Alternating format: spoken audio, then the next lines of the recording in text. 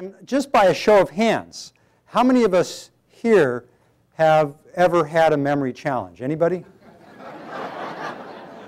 How many don't remember if they've had it?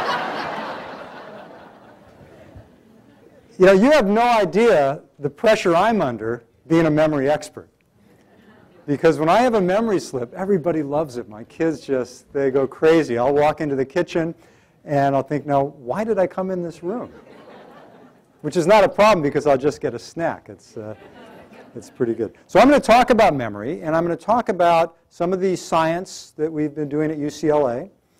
And I'm going to talk about what we can do right now to improve our memory, to improve our brain health, possibly even to stave off or delay the onset of illnesses like Alzheimer's disease, which we all dread.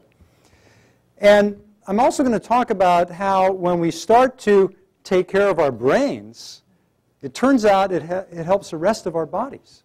And if you can fix your brain for longevity, the rest will follow. So when we get done today, I would hope that most of you have a few tools to do a little better with your everyday memory challenges, which are really quite common. Now, to put this in perspective, I always like to show this picture of healthy aging. And this is what I want to be doing when I'm in my 70s. The chances are I will not be doing this because I've never pole vaulted in my entire life. So the point is, there's a certain amount of genetic predisposition as far as how well and how long we live. So genetics are important. Yet there's a lot of variability in what we can achieve. If you look at this slide, this is quite interesting. You see John Kelly over here on this side at a young age, at 27, he completed the Boston Marathon in about 2 hours and 40 minutes. And he kept running throughout his life. And when he was 83, he completed it in about twice the time, about 5 hours and 40 minutes. But look at Ed Whitlock. In his 70s, he completed the Boston Marathon in about the same amount of time that Kelly did in his 20s. So huge variability.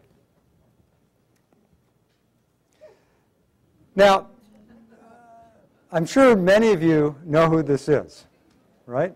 Who is this? Very good, thank you, David Crosby. I just gave a talk at my son's middle school, and one person knew who it was. What happens as we age, our bodies change. And here's David Crosby today. And I went to his concert recently, and he could still harmonize. He sounded great. It was a lot of fun. But his voice was not as crisp. The harmony was not as perfect as it used to be. And you can see his hair is gray. He's probably happy that he has hair. But these are typical physical age reminders. Your first gray hair. My 13-year-old, my daughter, when she was 13, she asked me if I had started to paint my hair white. So that was an age reminder for me. The first time someone calls you Mr. or Ma'am, right? That's a wake-up call. Sir, that's very hostile. Or as the typical middle-age pauses or the senior moments where you walk into a room, you can't remember why.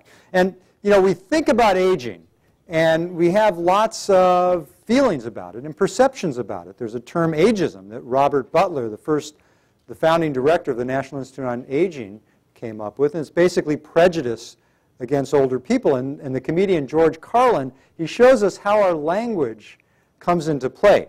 He talks about becoming 21 is very positive. But then you turn 30 as if you're sour milk. Then you push 40. And you have to reach to 50. And if you're lucky, you make it to 60. And then you hit 70 very slowly here. And, what this brings up is a term that marketers talk about, psychographics. And what it means is that psychologically, we tend to perceive ourselves differently than our actual chronologic age. So today's baby boomers, people in their 50s and 60s, tend to perceive themselves as much younger, maybe in their 20s and 30s. There's a lot of baby boomers today, and this is why these issues, I think, are becoming so pertinent, the issues about brain and body aging. So there's about 80 million of us, and we're also a very diverse group, from George Bush to Bill Clinton to Cher and Donald Trump. So what these baby boomers have in common certainly is that some cohort effects, some shared values, and also a greater life expectancy than people born earlier. The average age expectancy of a child born in 1935 was 61 years. Today, it's 77 years. And in fact, if you reach 65 or 70, you can expect to live much longer if you get to that age. Now, I mentioned that genetics are important, but an important point I want to emphasize tonight is that it's not all about genetics. It's not all about our parents. In fact, if you look at the studies of healthy or successful aging, the MacArthur study of successful aging and others, you find that there's a formula as to what determines cognitive and physical health as we age. And in general, about 1/3 comes from genetics, what we inherit, and about 2/3 comes from non-genetic factors. And we're beginning to learn about those non-genetic factors, how the environment comes into play, and how lifestyle can be very important. That's really what I'm going to emphasize this evening, the different lifestyle choices we can make to protect our brains and to protect our bodies. Talk about mental workouts, physical exercise, diet, having a positive outlook, relationships, the environment, and medicine. We'll only be able to touch upon each of these topics, and I'm going to try to emphasize mental exercise because so many of us are concerned about our memory. We joke about it, but at a certain point, it becomes no joke, where we become very concerned and we want to know what to do about it.